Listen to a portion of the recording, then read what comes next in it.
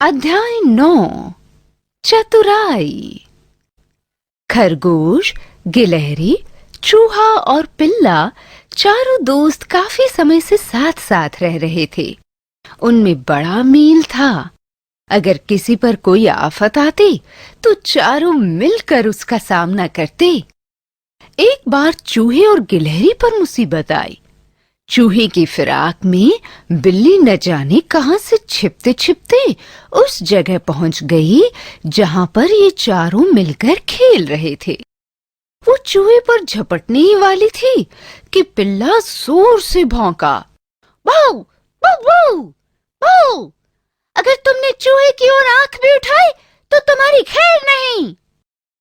यह सुनते ही बिल्ली के होश उड़ गए। वो सिर पर पांव रखकर भाग खड़ी हुई। इसी प्रकार एक बार कुछ लड़कों ने गिलहरी को घेर लिया। वे उसे पत्थर मारने लगे। तभी खरगोश फुदकता हुआ लड़कों के पास से निकला। लड़कों ने उसे देख लिया। कुछ लड़के उसके पीछे भागे।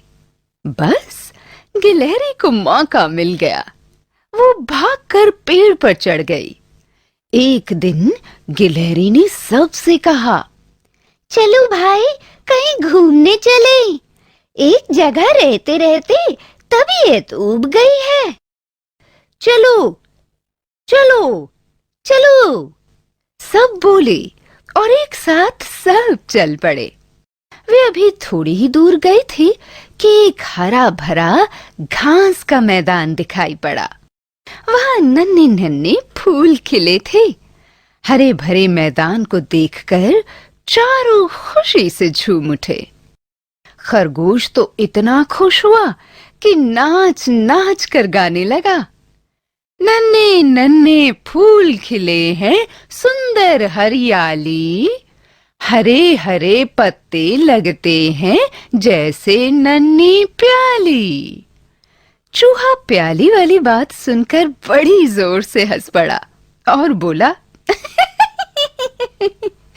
चलो इसी प्याली में अब चाय पिएंगे। उसकी बात सुनकर बाकी सब भी हंस पड़े। थोड़ा आगे बढ़ने पर उन्हें एक पहाड़ दिखाई दिया। अब तक वे एक पेड़ के पास ही रहते आए थे।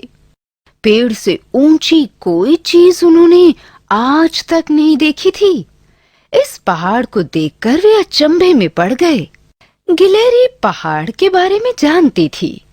पहाड़ पर फैला हुआ सफेद सफेद धुआं देखकर उसने पूछा, बताओ चूहे भाई, वह क्या है? धुआं, चूहे ने तुरंत उत्तर दिया। नहीं, वह बादल हैं। बादल ऊंचाई पर होते हैं। गिलहरी बोली। क्या यही बादल पानी बरसाते हैं? चूहे ने पूछा। हाँ, गिलहरी ने उत्तर दिया। सबने गिलहरी के ज्ञान की प्रशंसा की और आगे बढ़ गए। थोड़ा आगे उन्हें एक नदी मिली।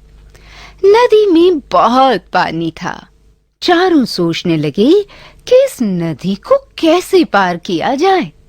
चूहा बोला, पिल्ले को तैरना आता है। हम लोग उसकी पूंछ पकड़ लें और इस तरह हम चारों नदी पार कर जाएंगे। पार नहीं कर पाएंगे, बल्कि बीच में ही डूब जाएंगे, गिलहरी चिल्लाई। पिल्ला इतना छोटा है कि हम लोग उसकी पूंछ पकड़कर उस पार नहीं जा सकते। तो तुम्हें कोई उपाय बताओ, चूहा नाराज होते हुए बोला। उपाय आता होता तो तुरंत बता देती, गिलहरी तुनक कर बोली। एक उपाय है, खरगोश एकाएक बोला।